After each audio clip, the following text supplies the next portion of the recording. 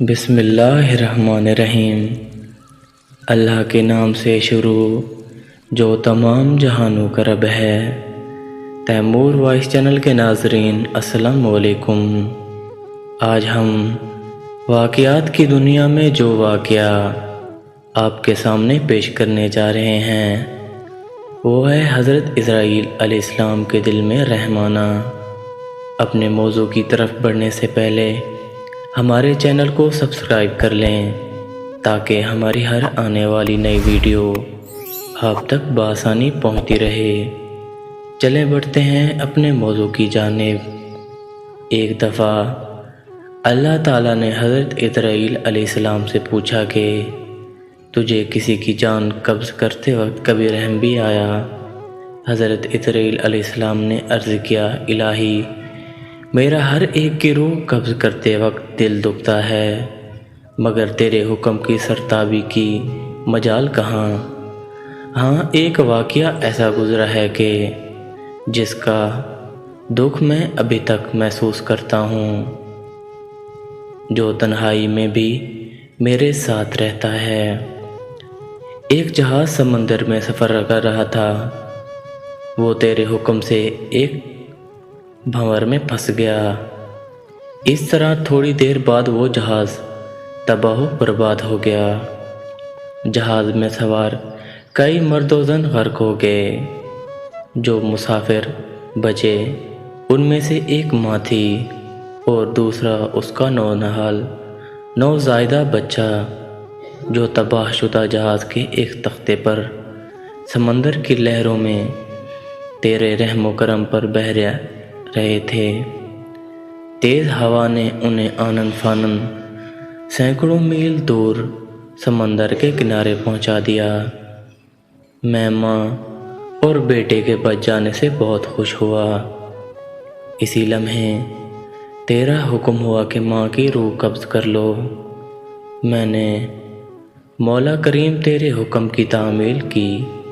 باری تعالیٰ تو خوب جانتا ہے کہ یہ حکم پا کر میرا کلیجہ کانپ گیا تھا، اور جب میں نے اس طفیل شیرخوار ماں کو اور اس بچے کو اس ماں سے الگ کیا تو مجھے کس قدر تکلیف پہنچی تھی اب یاد آئی ہے تو آنکھیں آنسوؤں سے بھیگ گئیں۔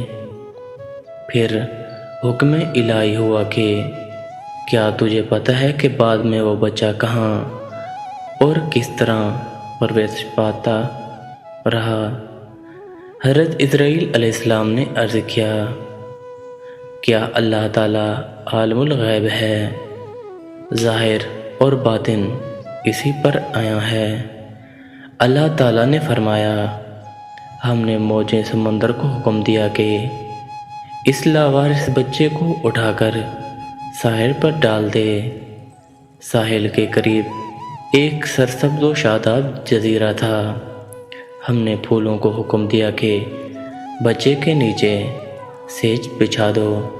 سورج سے کہا کہ اپنی تیز شعاؤں سے بچے کو محفوظ رکھنا۔ بادل کو کہا بچے سے ذرا دور فاصلے پر برسے۔ درختوں کی شاخیں خود بخود جھک کر پھل اور ان کا رس اس کے منہ میں ڈال دیتی تھیں۔ جزیرے میں ایک شیرنی کو ہم نے ڈیوٹی لگا دی، وہ روزانہ اسے دودھ پلاتی۔ شیرنی کے خوف سے کوئی جانور بچے کے پاس نہیں آتا تھا۔ اس جزیرے میں ہم نے خوشنو اور حسین پرندے بھیجے جو ہر وقت چہچہاتے تاکہ بچے کا دل پریشان نہ ہو۔ ہوا کو حکم دیا کہ اس پر آہستہ آہستہ گزرے تاکہ اسے کوئی تکلیف محسوس نہ ہو۔ اے عزرائیل، وہ تنہا اور بظاہر بے یار و مددگار بچہ پرورش پا کر خوب صحت مند اور بہادر ہو گیا۔ ہم نے اس کے پاؤں میں کبھی کانٹا نہ چبھنے دیا۔ دنیا جہان کی نعمتیں اسے عطا کیں۔ اب اے ملک الموت، تو جانتا ہے وہ بچہ کہاں اور کیا کر رہا ہے۔ ایک بادشاہ شکار کھیلتے ہوئے ادھر آ نکلا۔ وہ خوبصورت صحت مند بچے کو دیکھ کر بہت خوش ہوا اور اسے اٹھا کر اپنے محل لے گیا۔ ان کے ہاں کوئی اولاد نہ تھی، انہوں نے اسے اپنا بیٹا بنا لیا۔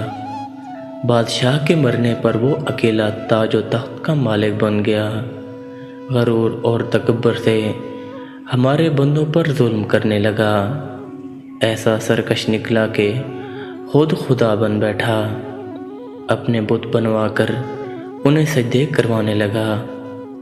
خاک کا فانی پتلا ہمارا شریک بن بیٹھا۔ آخر ہم نے اس کی بہتری کے لیے اپنے خلیل ابراہیم علیہ السلام کو ان کے پاس بھیجا۔ اس ظالم نے ہمارے پیارے کو بھی آگ میں پھینک دیا۔ اسرائیل علیہ السلام نے عرض کیا، اے مخلوقات کے خالق، تیرے بید تو ہی جانے، میں اس سرکش بچے کی حالت سے بے خبر ہونے کی وجہ سے دل میں خیال اور ملال لاتا رہا۔ اللہ تعالیٰ نے فرمایا، اے اسرائیل، اس بچے نے کیا میرا شکر ادا کیا؟ دوسروں کے لیے تو ماں باپ کی پرورش حجاب بن جاتی ہے، مگر اس نالائق نے تو بلا واسطہ اپنی جیب میں بہت سے موتی ہم سے پائے تھے۔ وہ بچہ نمرود بن کر اس وقت ایک بڑے ملک کا بادشاہ ہے، اور اسی نے میرے خلیل حضرت ابراہیم علیہ السلام کو آگ کے الاؤں میں جھونکا ہے، اور اب خدائی کا دعویٰ کر کے لوگوں کو میری راہ سے ہٹاتا ہے، اور حکم نہ ماننے والوں کو سخت سزا دیتا ہے۔ درس حیات، اے خدا کے بندے، یعنی نفس کو قید و بند میں رکھ۔ نفس یقیناً ایک خونی درندہ کی مانند ہے، اگر یہ احسان فراموش ہو جائے تو مثل نمرود بن جاتا ہے۔